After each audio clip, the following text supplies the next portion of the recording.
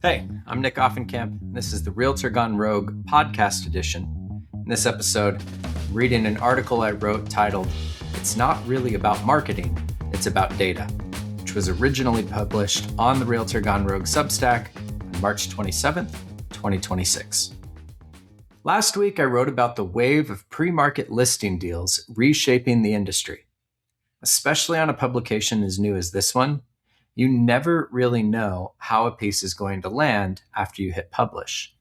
What I definitely did not expect was for Rob Hahn, one of the most respected voices in the real estate industry, to read it, share it, and then write a two-part response on Notorious Rob, laying out a detailed vision for how the MLS should fundamentally restructure itself. I am honored that he engaged with my piece so deeply.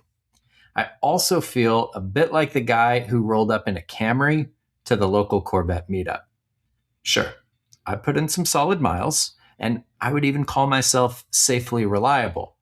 But it does none of us any good to pretend that I've got the same horsepower as someone who has been engaging with these issues for decades. Rob brings historical context, institutional knowledge, and relationships with MLS leadership that I simply do not have. So, what do I bring to this conversation? Well, it's an active, boots on the ground perspective. I come at these issues as a guy who's paying his mortgage this month by helping buyers and sellers get homes under contract. And thank Claude for 2 new contracts this week. All to say, my plea for people to pay attention to the pre-market arms race isn't driven by policy theory. It's driven by a practical need to protect an institution that I believe is vital to both mine and my clients' success. Losing the MLS as it functions today threatens the whole value proposition of being and having a real estate agent. And that's the lens that I'm bringing to this response. Not a counterproposal, certainly not a policy paper, but an everyday broker's honest reaction to a big idea from someone that I respect. What Rob got me to rethink. I always want to start here because intellectual honesty matters more to me than winning an argument. Rob's central insight is that the MLS has drifted far beyond its original purpose. It was designed as a B2B cooperation platform. You earn a client and you use the MLS to serve that client. And somewhere along the way, through IDX and syndication, it became a B2C marketing and lead generation platform. That transformation of the MLS created the conditions for Zillow to build an empire on top of MLS data, which is what's now driving some brokerages to want to pull their listings out. And I'm going to admit here, I took that history for granted. I came into the industry after IDX was already baked into the cake. I never stopped to ask whether the MLS should be doing listing distribution in the first place. It is a great question that Rob raises, and it's one that's worth wrestling with. On this issue, I'm still undecided. He brought up a 2005 quote from Jeff Lewis, the former EVP at RE/MAX, who essentially predicted exactly what's happening now. Opening the MLS for internet display by parties who don't engage in brokerage would risk causing genuine brokers to withdraw. 20 years later, that's more or less the story. So, I take Rob's diagnosis seriously. The MLS has expanded beyond its original scope, and that expansion has created real vulnerabilities. Now that the chickens are coming home to roost, the industry is forced to ask, what do we do about it?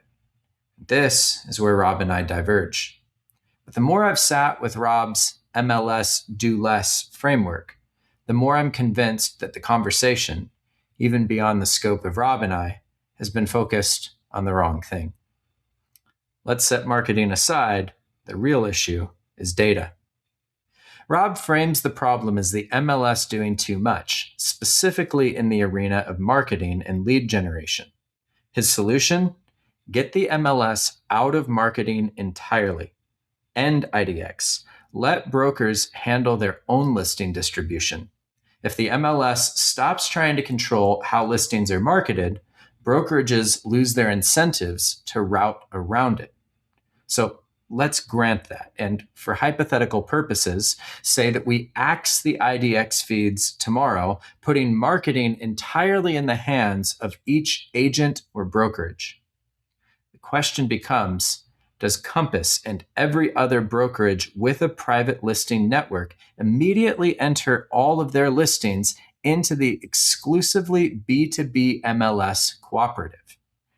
I don't believe they do, which tells me that the marketing rules and syndication are downstream of what's actually under attack.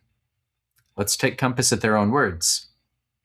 On their 3-phase marketing strategy page, Compass lists the key advantages of their approach. One of the selling points, right alongside testing aspirational pricing and harnessing the power of marketing, is this: protect and control their data. That's not a complaint about MLS rules being too rigid. That's an explicit acknowledgement that the strategy is about keeping information out of shared systems. And it goes further. Compass frames the data that portals and the MLS makes visible, days on market, price drops, automated valuations, not as market transparency, but as threats to homeowners. On their site, they say it like this: eliminate days on market and price drop history risk by extending your marketing runway and by controlling when the property is put on the MLS and portals. We're helping minimize public days on market or price drop history. Excessive days on market and price drop history can devalue your property in the eyes of buyers. And I want you to really think about what it is that Compass is saying here. Days on market is not a negative insight. It's simply a fact. Price drop history isn't an attack on the seller, it's market information. So Compass is telling sellers that market transparency itself is the enemy. Where does this problem begin? As soon as listings enter the MLS. Because once a home is in the MLS, any brokerage with an IDX feed or Rob's proposed API access can surface that data however they want. Once in the MLS, Compass's promises to sellers to hide days on market, suppress price drops, test aspirational pricing, etc., it all goes to shit. By definition, at that point, the data is no longer exclusively theirs to guard and leverage. If another broker wants to publish a report showing the Compass property's days on market and price history, there is nothing that Compass can do to stop them. So the private exclusives are not merely a marketing strategy, it's a data strategy. And the MLS dropping its rules about marketing and chopping off the IDX feeds would not cause Compass to drop their 3-phase marketing strategy, because it's not really about the marketing, it's about controlling the information. So the issue at hand isn't whether the MLS should regulate marketing, it's whether we're going to protect the MLS's function as a single source of truth for the housing market. The single source of truth and what happens when it breaks. Here's what the MLS provides that no network, no portal, and no brokerage ecosystem can replicate: a comprehensive, neutral, shared data set. Every listing, every status change, every price reduction, every pending, every close, every day on market. And speaking as an agent, I depend on this data every single day. When I create a CMA for a seller, I need to trust that the numbers reflect what is actually happening. Average days on market, closed sales prices, pending timelines, absorption rates. All of this depends on having a comprehensive, standardized data set that flows through one trusted system. Here's how fragmentation corrupts that. A home sits on a Compass private exclusive private listing network for 60 days. For the entire period, The MLS is functionally blind to its existence. Then after failing to sell on the private listing network, it enters the MLS and sells 21 days later. The MLS records show a 21-day sale. Multiply this across hundreds or thousands of transactions, and your market data is distorted. Average days on market drops artificially. The market looks hotter than it is. Buyers feel more urgency than warranted. Agents price homes based upon incomplete comps, and everyone is making decisions based on a picture with holes in it. And when Compass claims that private exclusives sell for more and faster than MLS homes, well, look at the source, Compass data, and the qualifiers that correlation does not necessarily equal causation, or that Compass makes no warranty, representation, or guarantee as to the accuracy of these results.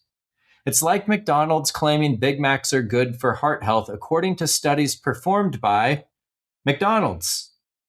Without the MLS as a neutral, comprehensive data set, there is no independent way to verify these claims. And the MLS's data function isn't marketing. It isn't lead generation. It's the foundation of sound professional advice. If anything, that's the most B2B thing the MLS does. But it breaks the moment a meaningful share of transactions take place outside of the system. That's why marketing guardrails like clear cooperation exist, not to control how brokerages market, but to protect the completeness of the data. Think of it like a condo building. You own your unit. You can renovate however you want inside of your walls, but you cannot rip out a load-bearing wall because one person's renovation can't compromise everyone else's foundation. The MLS's data set is the load-bearing wall, and entry timing requirements are simply the rules that keep people from ripping those foundations out. So yes, an entry timing requirement is going to constrain marketing, but we accept constraints on individual behavior all the time when they protect a shared resource. Entry timing requirements constrain marketing timing, yes, but they do it in service of maintaining a data set that everyone depends on. That's different from the MLS dictating your photo requirements or your syndication strategy. The MLS should not control how you market, but setting a minimum standard for when data enters the shared system is a justified cost of participating in a cooperative. I know the objection, but the seller chose this, and I take seller autonomy seriously. But we don't treat seller choice as absolute anywhere else in real estate. Sellers can't hide known defects. Sellers can't discriminate who they show their home to. The entire regulatory structure of this industry exists because individual choices can have collective consequences. The question was never whether sellers would have choice, it's whether that choice should come with honest framing. When a seller is told that market transparency devalues their home, they're making a decision based on a pitch, not a balanced presentation of trade-offs. It's not a real choice. That's marketing. So what about fiduciary duty? So the guardrails have a purpose, but Rob would argue they're unnecessary. His model assumes that if you make the MLS less burdensome, brokerages will cooperate voluntarily because cooperation is in everyone's interest, and an agent's fiduciary duty will cause them to act in the best interests of their client, in this case, the seller. I wish I could, but I don't share his optimism. I've already made the argument that timing requirements for entry into the MLS torpedo at least the first phase of Compass's private listing strategy. I don't foresee Refkin relenting on this out of a spirit of cooperation and generosity. Too much of Compass International Holdings' profitability is staked on growing their private listing network, and I won't rehash that argument any further here. But what about fiduciary duty? Rob contends that a listing broker who withholds a listing from the MLS to benefit the brokerage over the seller faces license revocation and profit rescission. That legal obligation is real. But the problem is, fiduciary duty is enforced after the fact through complaints and investigations. And again, Rob is a greater expert here than I, but my hunch is that proving a breach of fiduciary responsibility is a real bitch. Further complicating the matter, Compass is marketing restricted exposure as the fiduciary choice, telling sellers that the MLS and portals add negative insights that devalue homes.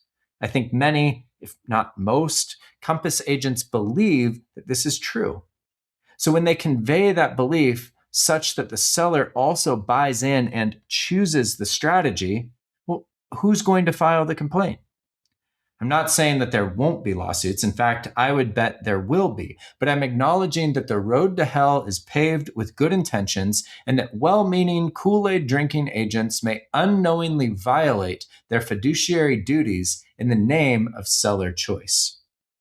To that end, I'd rather build a system that works even when people act in their own self-interest or ignorance than one that depends on everyone always being on their best behavior. What I need the MLS to be. Clearly, I am not an MLS policy architect. I am no IDX historian, much less an expert in VOW regulations or API design, but I know what I need the MLS to do and be. For my buyers, completeness. I need every broker listed property visible. I need reliable, standardized data, no gaps in the picture, the ability to tell my client with confidence, if it's for sale, we can find it. For my sellers, maximum exposure from day one. A short coming soon window, maybe up to 7 days, to build interest within the MLS, sure. But with exceedingly rare exceptions, if a home is for sale, it should be on the market. Everything beyond that is playing games with a system that only works if everyone is bought in. For my practice as an agent, I need comprehensive market data, accurate CMAs, complete days on market, pending, and closed sale information, and the ability to advise clients based on the full picture, not a partial one cobbled together from public records and scattered portal feeds. For everyone, we need a system where equal access is the default. It doesn't have to be perfect, but structurally designed so that the information available to you isn't determined by which brokerage you work with or which portal you happen to open. If the MLS can't guarantee these things, I'm not sure what it is. And if do less means doing less of these things, then we're not making the MLS leaner. We're making it irrelevant. To have enduring value, I think it's got to be all or nothing.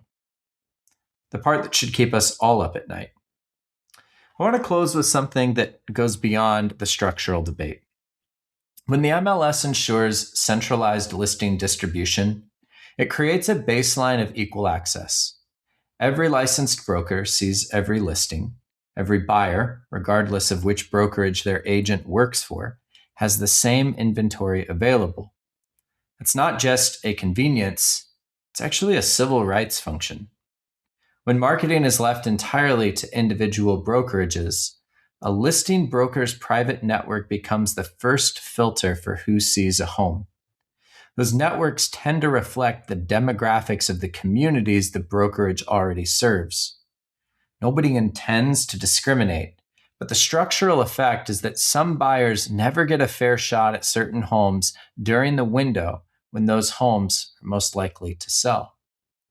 We've seen this dynamic in lending. Before the Home Mortgage Disclosure Act required centralized reporting, individual lenders could deny loans in patterns that amounted to redlining, and nobody could see it. The HMDA didn't make discrimination illegal. It already was. But centralized reporting made discrimination visible. The structural default mattered more than the individual intent. I recently came across an Instagram video, which you can see linked in the description below, of two Compass agents walking up to the door of a privately listed home. One asks the other, "Wait, who has access?" And the response, "Only the right ones." I genuinely don't think that these agents meant anything malicious, but intentions aside, the whole presentation just doesn't sit right, at least not with me. And it makes my point. When access to a listing depends on being connected to the right brokerage, the right ones become a structural filter, regardless of intent.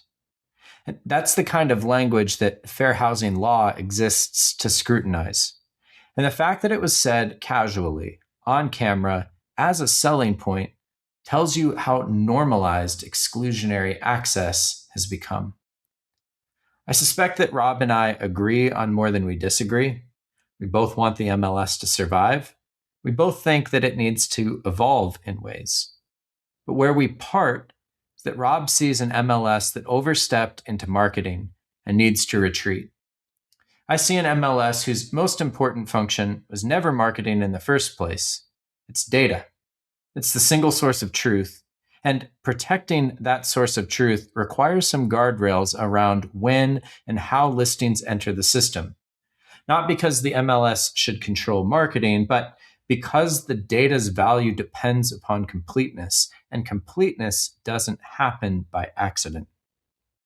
The MLS doesn't need to do everything, but it needs to protect the one thing that only a shared cooperative system can provide: a complete, reliable, and fair picture of the housing market. And I really don't think that's too much to ask. Thanks so much for listening. If you haven't already, do subscribe to the show. And if you want to support my work of independent thinking and writing on industry issues, please head over to realtorgonerogue.substack.com. Consider becoming a paid subscriber there.